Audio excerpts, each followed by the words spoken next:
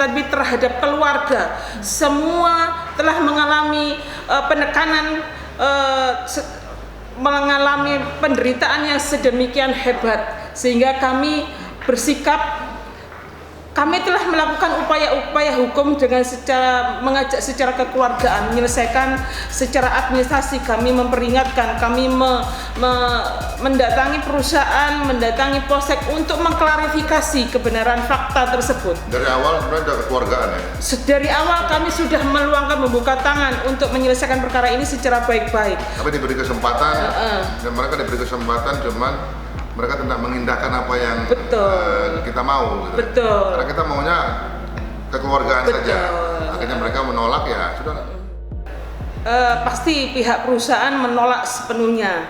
Pihak perusahaan melalui kuasa hukumnya telah melakukan bantahan-bantahan dan memutarbalikkan fakta, memberikan penekanan-penekanan kepada klien kami dan keluarganya. Itu pasti dan itu hak mereka. Akan tetapi yang sangat saya sesalkan bahwa kita sebagai sesama advokat, sebagai sesama lawyer, harusnya kita saling menghargai profesi.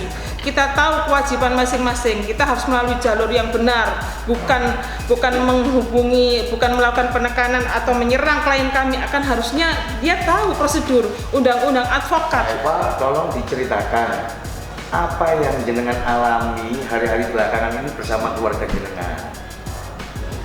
Jujur aja, saya mengalami tekanan, ketakutan, nggak bisa tidur, trauma, kepikiran terus, nggak tenang. Meskipun Bu Sus juga sama Mbak Weni terus mendukung saya, tapi saya memang belum tenang, kepikiran terus, keinget terus kejadian itu. Kok bisa-bisanya kayak gitu, seperti itu. Dan semua teman-teman saya tidak ada yang menghubungi satu pun itu loh, tidak ada. Teman-teman kerja di perusahaan ya? Iya, teman-teman kerja di perusahaan nggak ada satu pun orang pun yang menghubungi saya. Dan saya juga kecewa sekali sama pihak perusahaan yang mendatangi rumah saya.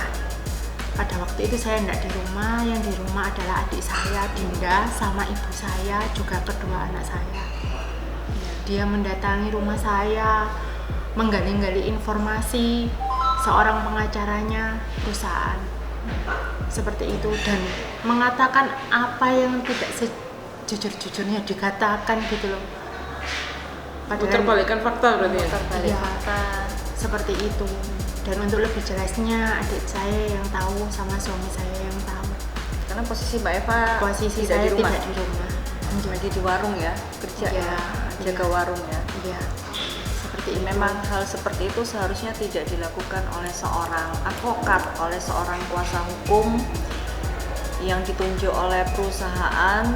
Seharusnya pihak kuasa hukum menemui kami selaku kuasa hukum dari Mbak Eva, kan, bukan menemui klien kami.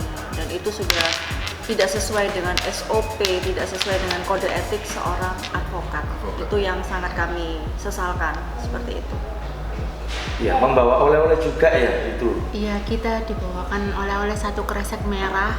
Nggak tahu apa isinya, kita nggak bisa menyentuh karena kita juga sebenarnya nggak menerima tamu itu sih. Seperti itu, karena dampak dari kedatangan tamu itu, ibu saya menjadi sakit karena dia itu memikirkan itu yang perbuat anaknya itu kayak gitu loh, beda sama apa yang saya ceritakan ke ibu saya. Jadi ya sangat shock, sangat kecewa juga, tidak menerima penjelasan dari anaknya sendiri, melainkan dari orang lain seperti itu. Padahal niat saya itu pelan-pelan menjelaskan ke orang tua saya kejadian yang sebenarnya seperti itu. Berarti seorang pengacara jenengan sama keluarga jenengan mungkin membuat keluarga saya itu membenci saya, membuat lingkungan saya itu juga iya mungkin memojokkan, atau membuat lingkungan saya juga tahu akan masalah ini, seperti itu. Sebagai pesangonnya Mbak Eva, nah itu dari pihak keluarga sudah tidak mau, menolak dengan cara negosiasi seperti itu. Dari uang 500 juta sekian yang dibebankan itu ya? Iya. Itu dinegosiasi seperti itu. Ya, kalau menurut saya tujuannya itu untuk mengobrak-abrik, Pak. Fokus untuk ke esok harinya. Terus itu saya tidak nyaman, Pak. Saya terus terang itu mengganggu. Apalagi ibu mertua saya itu sering sakit gitu. Maksudnya nggak bisa mikir yang hal-hal yang berat gitu.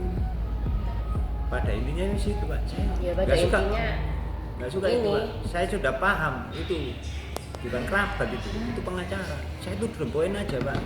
Jenengan pun itu pengacara gitu.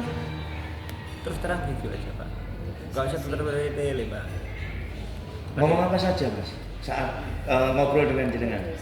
Negosiasi bagaimana, Pak? Dari awal itu saya sudah minta kekeluargaan. Oke, Pak Davinya bilang gitu, keluargaan. Tapi kenapa kok sampai ke polsek? Sampai polsek Tulangan. Itu bukan kekeluargaan, Pak. Dan di situ banyak manipulasi. Istri saya itu disudutkan, dibikin hancur sehancur-hancurnya. Saya nggak terima itu. Dan inilah akhirnya, Pak, kami itu menuntut balik pada ini. Sudah, sekian, terima kasih, Pak. Ya, kemarin itu sempat bilang kalau mau negosiasi dengan omongan yang 250 itu biarkan di perusahaan, terus yang 150 itu jadi tanggung jawabnya pengacaranya Davi, yang sisanya itu dianggap sebagai pesangonnya Mbak Eva. Nah, itu dari pihak keluarga sudah tidak mau, menolak dengan cara negosiasi seperti itu. Dari uang 500 juta sekian yang dibebankan itu ya? Iya, itu dinegosiasi seperti itu.